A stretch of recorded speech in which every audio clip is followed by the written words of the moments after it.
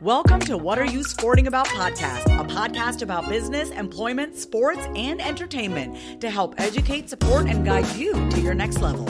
Here's your host, attorney Savania de Barros.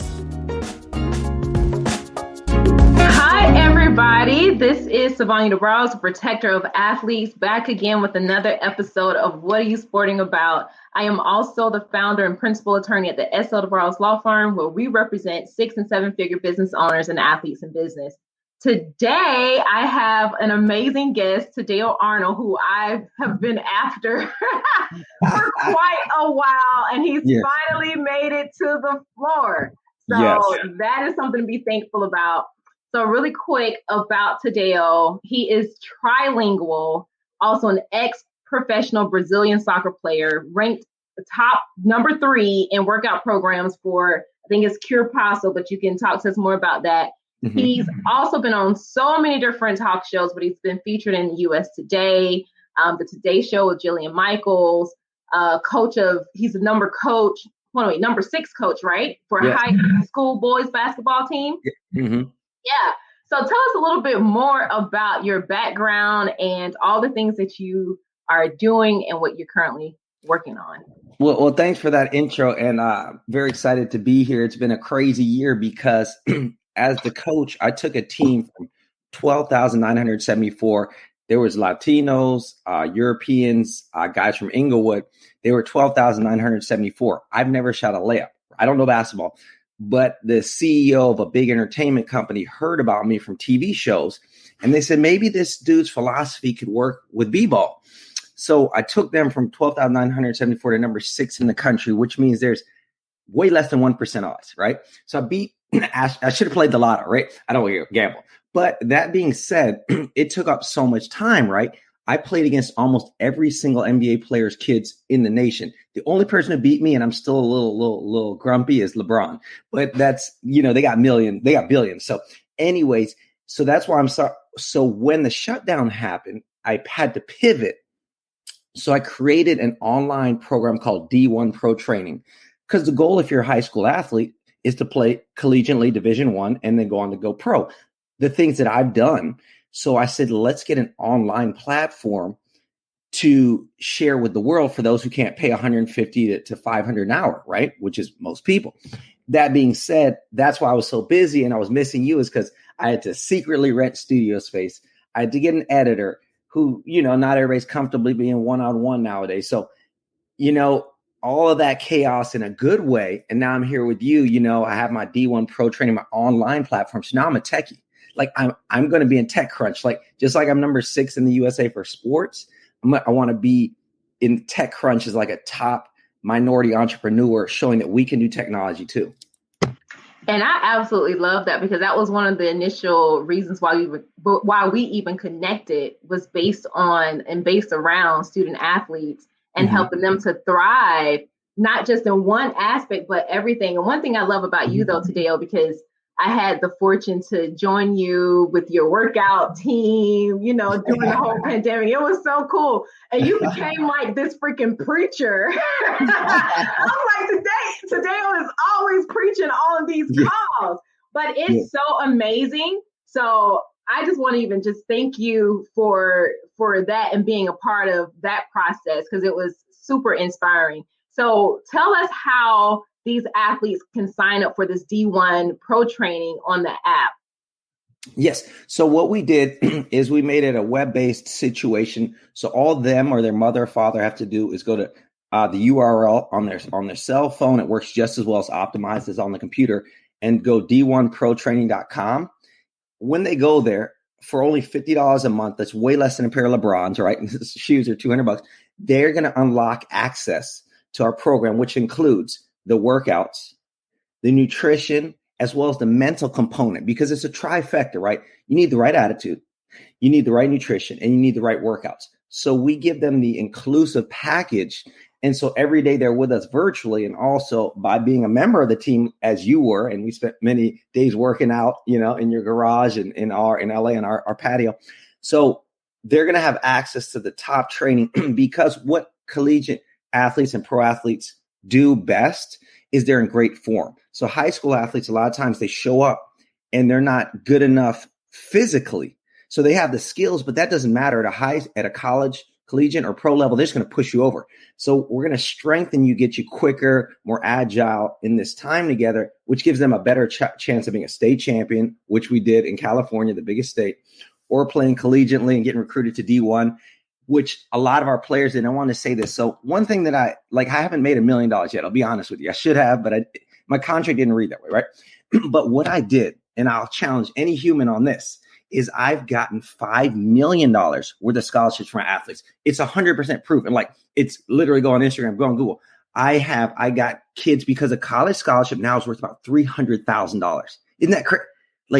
That's the president only makes $500,000. So I'm getting them all these scholarships. So it's working. I figured out the formula, right? I haven't figured out the formula to marriage yet and parenthood. And I got to figure that all out, right? But when it comes to sports, that's where I've got it, And that's what I love, because you've literally cornered your market so strongly, where you can help these individuals.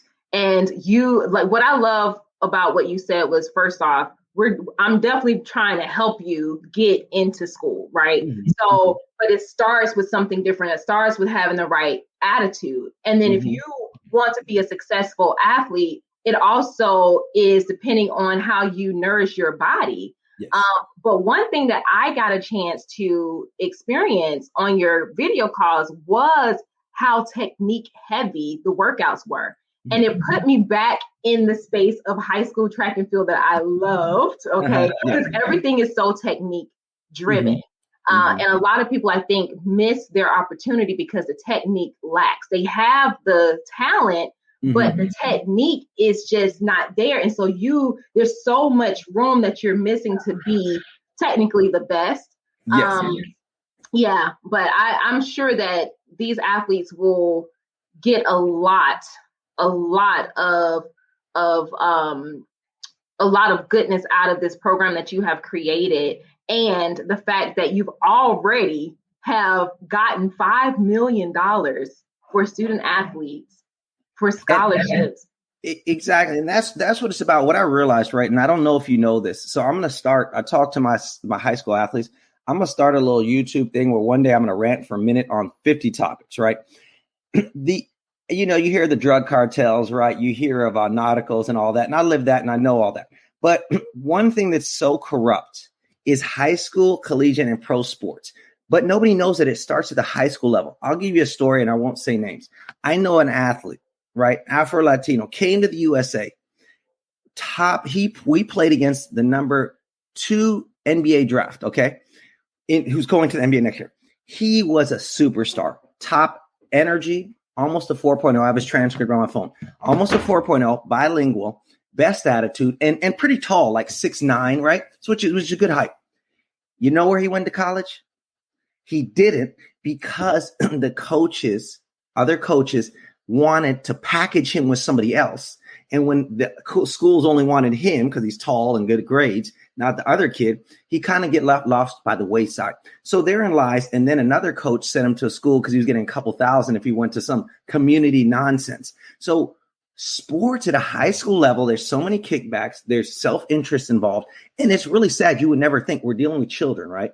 In their lives, they're losing out on their dream because they're not getting the right training, which I could do, but also trusting their futures with somebody who's not looking out for them. And this story needs to be told. People don't know that. No, that's the truth, because, and I know that it starts with kids. And I would even bet that it starts even younger than high school. People see these kids who have, just innate talent. Yes. And that's the only thing that they foster. And you're right, people are getting kickbacks, right? But this is also another reason why I love, and we're going to go into the other topics, but why I love the conversation around name, image, and likeness for athletes to start really thinking more broader in terms of who they are, what their dreams are, what their dreams can be, and the success that they can start laying out for themselves now. So having somebody like you who can work with them and help to not just develop that athletic perspective or side of the person, you're also bringing in all these other things that are just super imperative to their overall success. Like you need a good attitude. You need to have a great mindset to, just even approach to things that just may feel so adversarial that it scares the heck out of you to do it. Right? Yes. Because you can miss opportunities if you have too much fear to approach something that could lead to a new opportunity in the future. Correct. And so here's what I feel that student athletes who are on the precipice, like who couldn't make it, need. They need a mentor, right? Some have dads, some don't, or a coach. They need a mentor. They need a business liaison, a business person. Then they need a legal team. So it's kind of like a trifecta. Like you need what I told my high school athlete yesterday. So when I go to college, right, I'm top 6 in the USA for what I do, right? So you can make around $100,000, okay? In LA, you just get by on that. When I transfer to collegiate, it's $300,000 to $700,000. And I'll tell you why I'm talking about money right now. Is in college, you have a nutritionist, one person, a trainer, another person, a masseuse, another person, a head coach, another person, the play person, another person, the feedback, another person that analyze videos. So you have an individualized. So what high school students need is yourself. They need a legal team, somebody who could say, don't sign this deal, don't take this kickback, develop this strategy so that you can be likable and sell jerseys, and don't go to the G League to make $200,000, go to college, get them $2 million worth of media and sell $10 million worth of jerseys at 22. Right. Mm-hmm. So you need to have a team. Then you need somebody like myself, also who's an ex-athlete, and somebody who likes to date like myself. Right. I'm single now, and a parent, but single, who can explain to the athletes, don't get caught up. Right. Like if you knew the things I've seen athletes do, I'm like, don't do that. Like, so you need a whole thing. Like I've been there. Right. You can't go in that room. Right. So we need these athletes to have a team. So literally, and I would hope that like one day we could work together on this. But like you're the legal front, you do the legal business. I'm doing the mentoring for being a man, as well as getting them physically and mentally in shape. So that it's a team effort to ensure their success. And that's the only way it's going to work. Because me alone, I could do that, right? I don't know the legalities of things. They sign the wrong contract, they lose it all, right? You could teach them, get them the good contract, then they accidentally bump into the wrong woman, right? Or they don't train off season and get cut. Then the team sues them for the money they paid up front. So we need these young athletes, if we really care about them, which we do, right, to have access to us. It has to be a team effort. And I think the problem is that people are going just for name brands. So like, you're not a CA, and neither am I, okay? But they would be better with us because we care about them. We are them, right? We're just a little older. Then going with CAA, the guy, oh my God, the woman, oh, they're at this big building on Wilshire. So what? So that's what it's going to take. And when you and I have all the elite athletes, it'll be better socioeconomically. I'll tell you why. Because a lot of these athletes misspend their money and don't do good with their money, which brings down our communities. Like we as people of color are 85% of pro sports, right? So I don't want to hear the man nonsense. So we have more money collectively. The owner is a billionaire. So what? There's 10 owners in the world. We have all this money. We have all this influence, right? My athletes have 65 million followers, okay? We have all this money, more than 99% of white people to ever live. We have more influence on social media. And we never use the platform to uplift. And it makes me sad. Like I have players who are verified on Instagram. I'm like, dude, you never played pro, you never played in college, and you've never been on the TV network, and you're verified already. So you have all these people, oh, he's so cool. Not one time do they say anything productive, and they just say the man is bad. I'm like, what man? I don't see the man. The coaches are our color. The players are our color. The refs are half our color. Like, where's this man at? And I know that exists racism and problems, but why don't we work on solving it? And that's where I'm like, we need to raise these athletes mentally, financially, physically. And, let me speak to a point. And I know we're kind of like veering a little bit, but I got to speak to that. right? Because we can say, okay, the man. And like you were saying, we have all of these resources, all of these platforms, things that we can do ourselves. Mm-hmm. However, if we're just being honest, yes, when most of us get money, where do we run to? The man.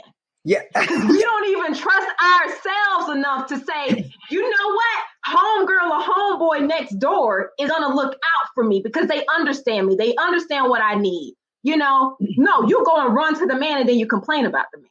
Does that even make sense? You went so deep. I knew an ex. So a little bit about my background because people don't know I went to school. So I knew an ex NBA All-Star, right? So it's contract at 20 million. It's public knowledge. So nobody knows this, but I actually went to Wharton Business School when I was 17. They recruited me. So that's the top business school in the world. Tesla went there. And I decided to pursue pro sports and community service, right? All my friends are VPs at Goldman and Sachs, Eden Park, make millions a month. But when I met this pro athlete, right, we worked together, $20 million. Okay. He never could see, like people say to me, why aren't you managing their money? Or why don't they invest in you? All the athletes, when they see me, right, they're like, oh, he's just a washed up athlete who never made millions. They can't understand that we could work together. I could help them on some business stuff. You would help them on the legal stuff. They can't see past this, they see us as washed up athletes, but we are business leaders, trustworthy, ethical.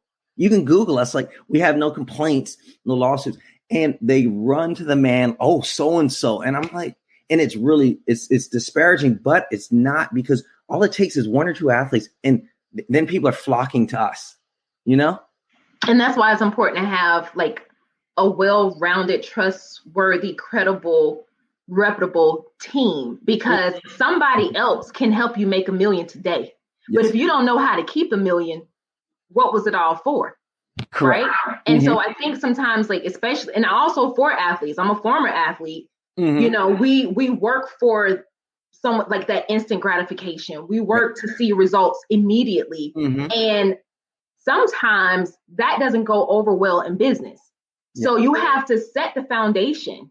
And that's the same thing with your program for these student athletes. You have to have a foundation. If you don't set the foundation and build from that, you're not going to have anything. You're not going to be able to show anything. You're not going to be able to prove on anything because you never started with the foundation. So, yes. Yeah. So, and that's where we're really, and that's why I created this program, is because D1 Pro training, yes, I'm training you to excel on the court, but I'm also training your core values, your mindset. So you approach things differently. You're open to learning, to growing, and also, like you said, capitalizing on every opportunity and realizing that even if you make $1 million, it may be your only $1 million. So what are you going to do with it? And then in that case like that, I would pass them off to you to, you know, legally manage it, and the JD help them understand what they're signing. And I would give them some marketing tips, but we have to have a communal full 360 service, or it's a disservice, you know? I agree about that. But I think part of it also is going to depend on the education of the parent of the child and that village around the child. Because think about it, like there are probably some things that you took into your adulthood that you only took them because you were taught in your environment that this is what it is. This is how we do things, until you're living out as an individual, experiencing new things and the way things are done, or making mistakes in business and realizing, oh, I don't need to do that no more. Right. And then you start making changes to benefit you, to benefit the lifestyle that you want. And you realize that wasn't really all that true, or that doesn't really help. Although I was taught that this is the way things are. And I think, you know, we have to, yes, we need to educate our kids and our students, but the education has to go a lot deeper to really try to foster that change also in the parents and the environment that the so-called village is providing to these athletes. Otherwise, they're not going to recognize the value add of the team, you know, when it's presented to them. No, yeah, you made a good point, because it is about core values.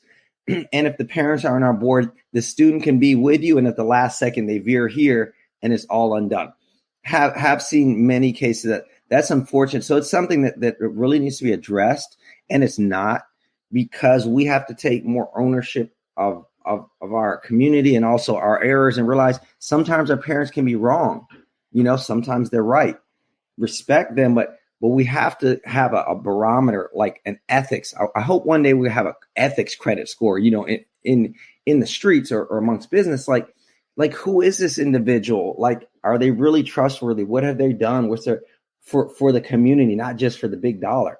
And kids really need that. And as well, you said, when I work with athletes, I always make sure that their parents are on board, because I'm not going to waste my time if not.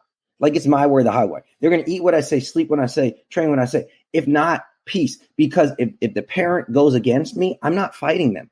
So that's a great point, is that I look for in the D1 Pro training, like, I don't have that much marketing money, so we're going to market it to the parents. So the parents are, oh, wow, this dude's ethical, can inspire my child and also make them a better athlete. Many parents know their kids won't go on, but it's just as important, sports, even if you don't go pro, right?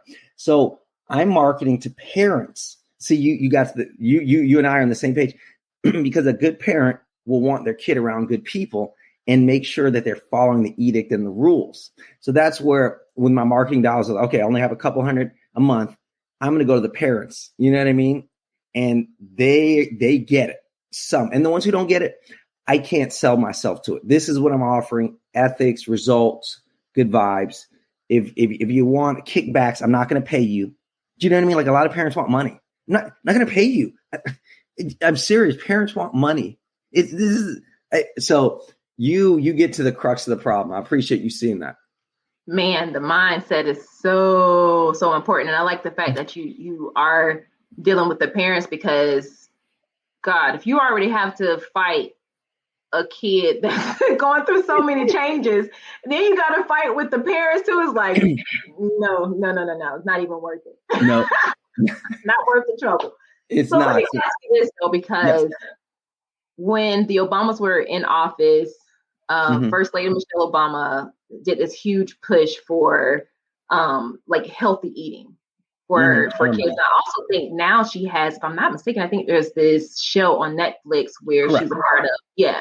Yes. So you are also helping to combat the health crisis. Can you talk to us a little bit about that? Absolutely. So I had a vision, and I've been saying it from mountaintops, screaming it for years. And I never say my ex-partner was a lawyer like yourself. And the one thing he taught me is always show evidence. So I would go to the CDC.gov for the last 10 years. The number one killer in America, not gangs, not HIV, thankfully, not murders, obesity. So I would be screaming this from mountaintops that 50% of us Blacks and Latinos die of obesity. Okay. So I started a grassroots via Cuerpaso training, teaching people to drink water, not soda, right?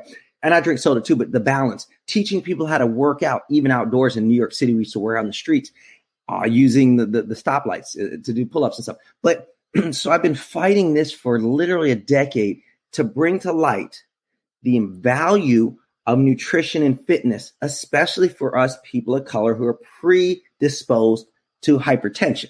So I'm determined this year, right? I just got turned out for $100,000 from the feds.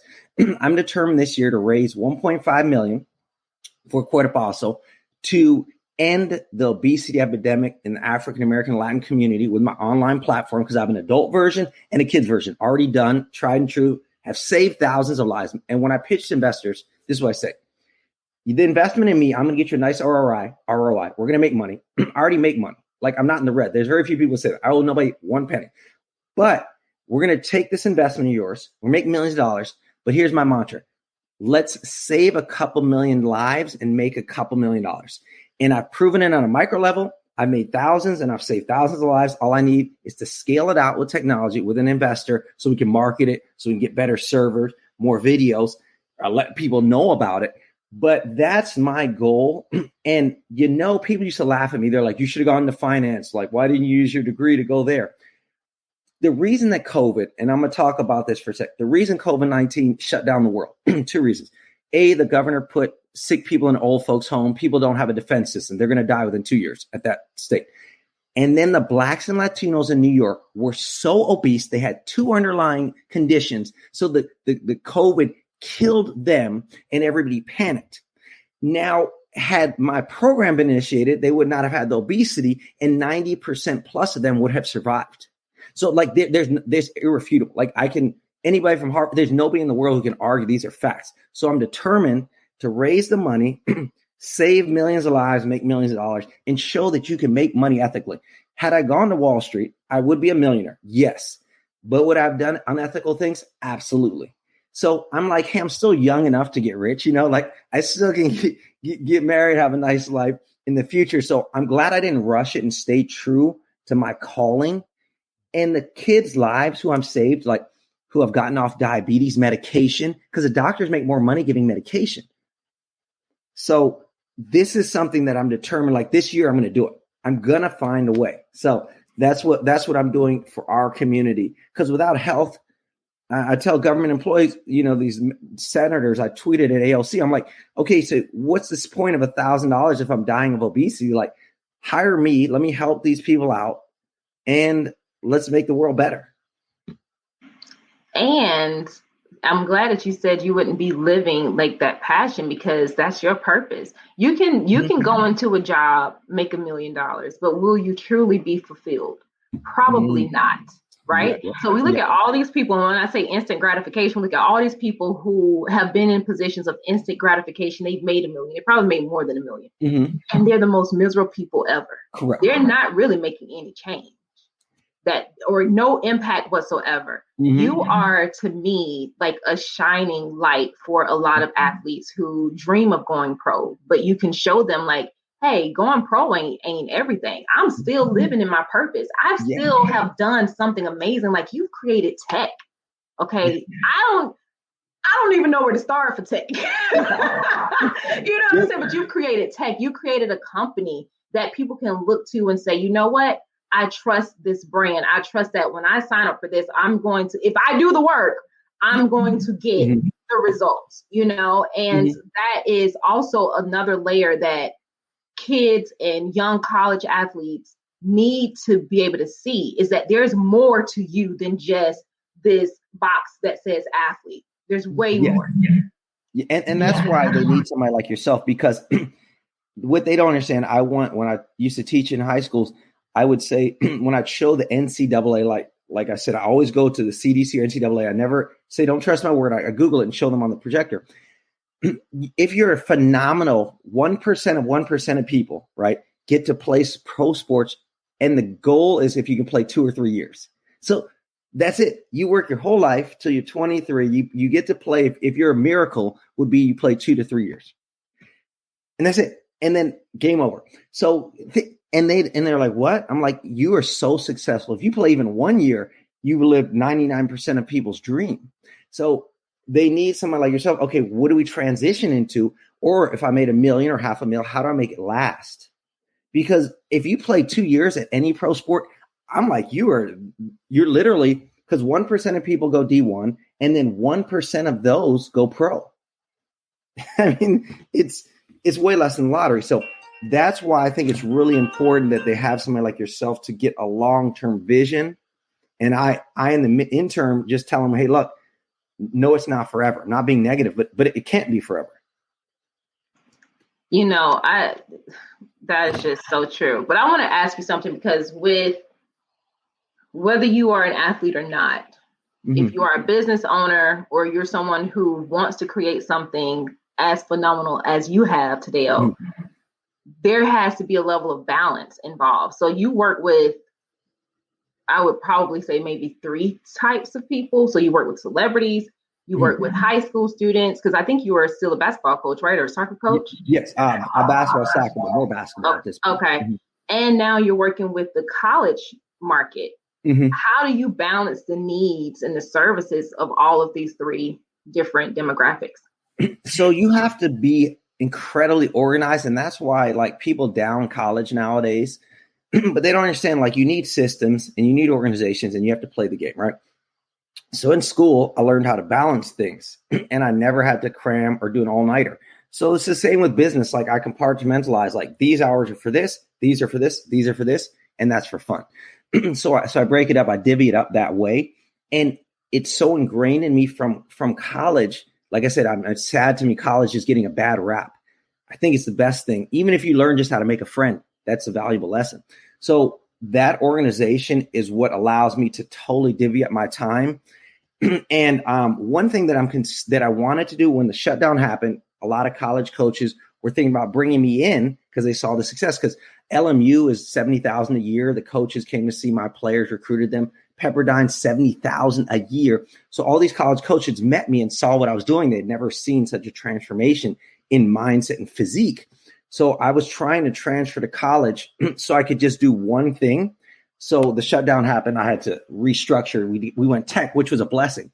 But you need to have that organization divided up, divvied up. But next year, I'm considering what I want to do is transfer to a college so I can give 100% to the collegiate athletes, right? Get them to a national title game. And also by then the tech app will be running itself. You see what I mean? So I think you should start divvying and then say, you know what? I want to delve more full-time into this. And it's important, I think, to have that balance so I can understand all aspects of life. No, that's real. And I like the fact that you did say college taught you a lot of things because it's true. You know, which is one reason why I can't understand why people don't understand the aspect of team in the context of business, because as an athlete, you play on most athletes play on teams unless you're like a tennis player, but you still kind of have a team, right? Yeah. But there's so many different soft skills that you learn just by being a member of a larger team that you don't realize until later. You're like, oh wow, I did X, Y, and Z on a team. I can also implement that same strategy into my life or into my business, which could technically become a system, you know? Yeah. And that's what a lot of people miss out on is that everything that succeeds is a team. Romans were a team, right? The Christian Crusades, everything since the dawn of man and humankind and woman is a team effort. Villages, Native Americans, and successful businesses, the team is their startup, so they get these stock options, right? I know people at a .com who did well when they went public. It was a team, literally, like I saw it. Like, so successful businesses focus and do that, but most people think me. And I think because of social media, because it's all about me, not a team. Although the fact is, I have some friends who are Instagram superstars, right? They have a team. You don't see the team. They got the videographer. They got the editor. They got the person booking flights. They got the person who's promoting so they hit the algorithm correctly.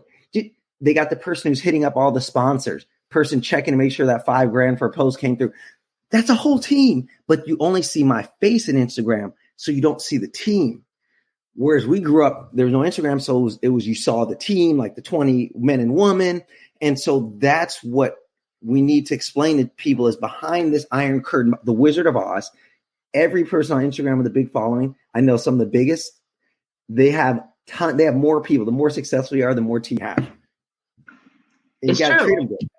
It's true. Like I just had a new hiring. I lost my old law clerk. She went and took the bar. Oh, so I'm cool. Like, yeah.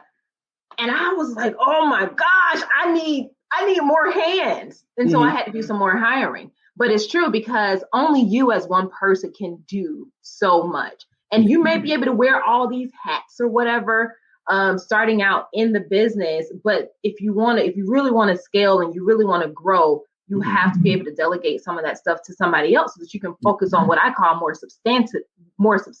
I couldn't even get it out. But yeah, so the team is so important because it will help you to grow. It will help you to turn things over a lot quicker. I don't know, I guess, like, is there some advice for a student athlete who is building now maybe some type of business foundation, some entrepreneur aspect that they want to achieve? Like, who could be their team outside of the athletic team? Yeah, I mean, maybe another kid, another student. That's a great point. So I saw this and I encourage kids to do this. Our brother's at Yale now. He's a sophomore, right? So what I encourage kids to do is find a partner or a teammate who's totally different. For instance, I'm going to give a specific example so it involves color. So like most athletes, these are number 85% Black or Latino.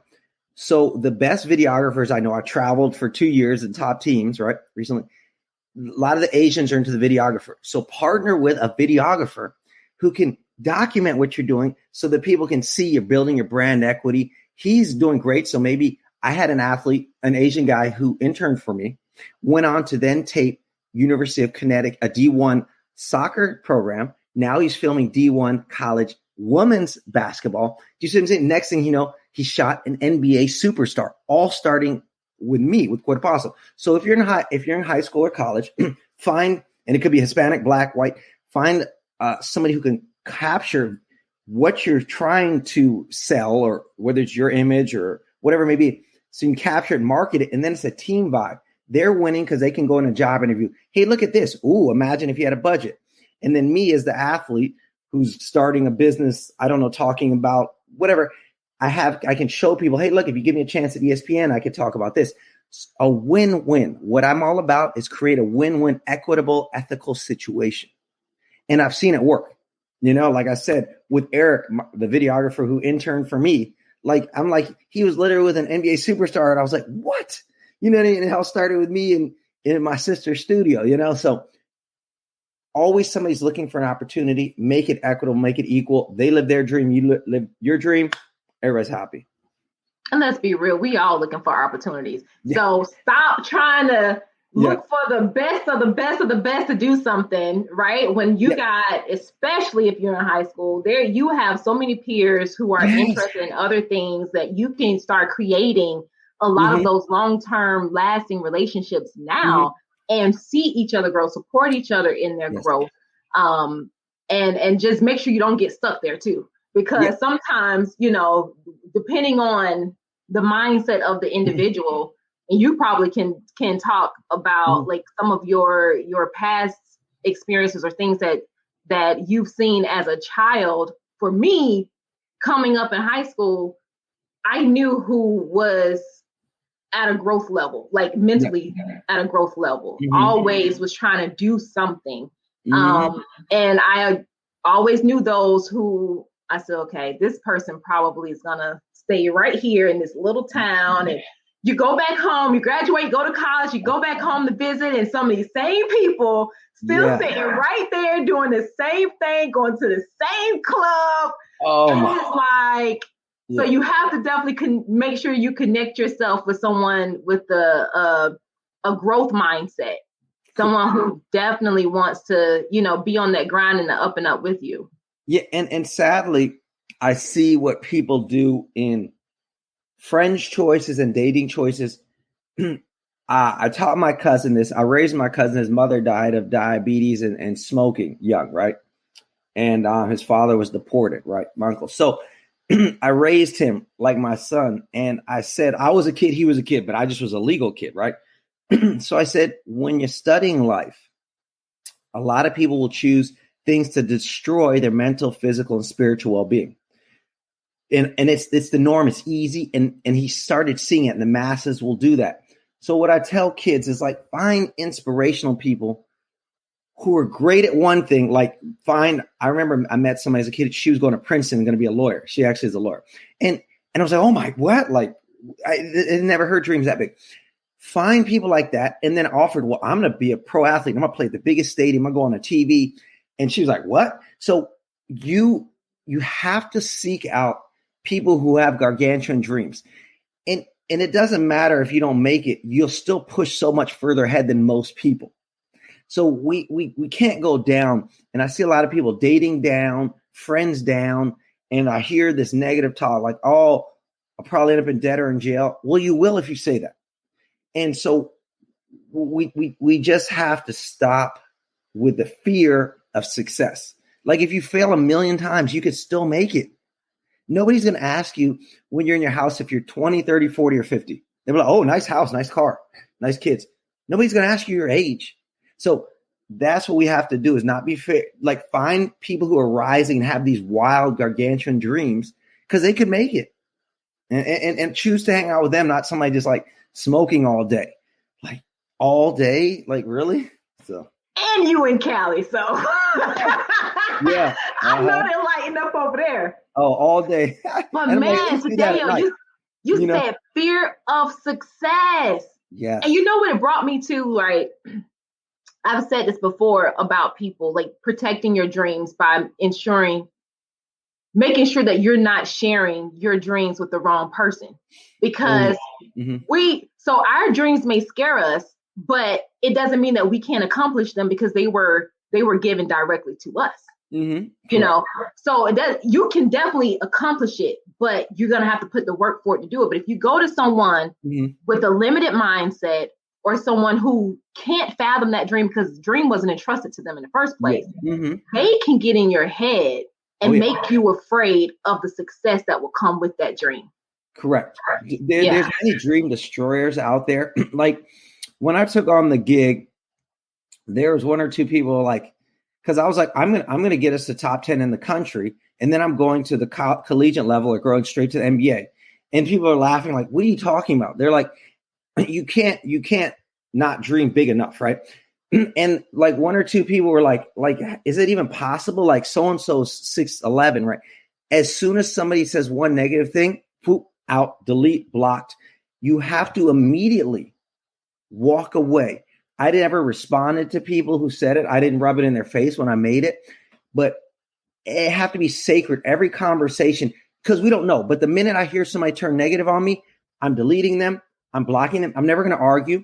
I'm never going to throw it in their face when I make it. But you can't spend any time with somebody. And then some people are like, oh man, that's awesome. Yeah, maybe you could succeed. You know, like some people like, and they're not in the negative, like, oh, maybe. And I'm like, that's all I'm asking for. Don't bring the negativity. Soon as you see that, you have to run. It's a cancer. It's insidious. It will literally destroy them and you.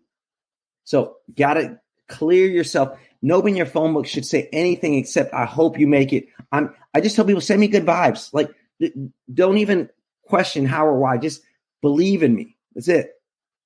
I love the fact that you know what it takes to protect your mental fortitude, your spiritual, and your emotional well-being around that, because it's so important. A lot of people will hear these things and those would be the one words that be the key to unlock all of the self-doubt.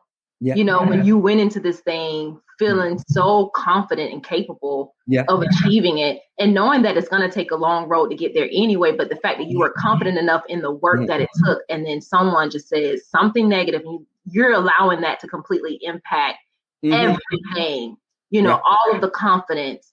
So you made a great point. Great point. And I don't want to be disrespectful of your time, but before we go, I do want to know if there is any advice that you would like to give to high school students or currently college athletes who if there's any advice you have. I definitely like to say the way to stand out on a high school level is have integrity, listen to your coaches, be respectful, get great grades because it matters and it makes it easier to get recruited because the superstar may not. And then also really dedicate yourself to your craft. You can't be a basketball player and an Instagram star. You need to choose a lane, right? And follow that lane. If you want to be an Instagram star, just do that. But be more focused. Now, for collegiate athletes, what I will say is like, examine the odds. Like, it's 1% of us will go pro, right? And take advantage of the time to network with your peers, because you could make more money than a pro athlete doing what you love in another way just by the friendships that you made. So don't look at like white, black, Asian, Hispanic. Look at like good people. Think out of the box. Go treat somebody nicely who's not a superstar and as cool as you. So build relationships across the board, because whether you go pro or not, these are people who could work with you for the rest of your life. So be more open-minded and embracing of other cultures, not just the athletic, go. I love that. And I have to say this before we go, because it reminded me of my book, What Are You Sporting About? In the back of this book, I talked to the college athlete about doing study abroad, doing something to get you out of the one neighborhood that you've only been in, because it's something about seeing other people and other cultures where it just unlocks all of these opportunities and ideas and new perspectives about what the world is really like. Like, have you ever heard somebody, man, if I had money for every time I ask someone to go on vacation or a trip with us international, they're so afraid to go international. But you have all of these killings in America, you know, and sorry to bring this up, but, you know, as a Black man in America, you're more likely to be shot by the police than you are going abroad on vacation. And see, you just unlocked a whole nother level of just success is living around the world, seeing the world. And it's so imperative, like, because you only have a skewed version if you only know the American version.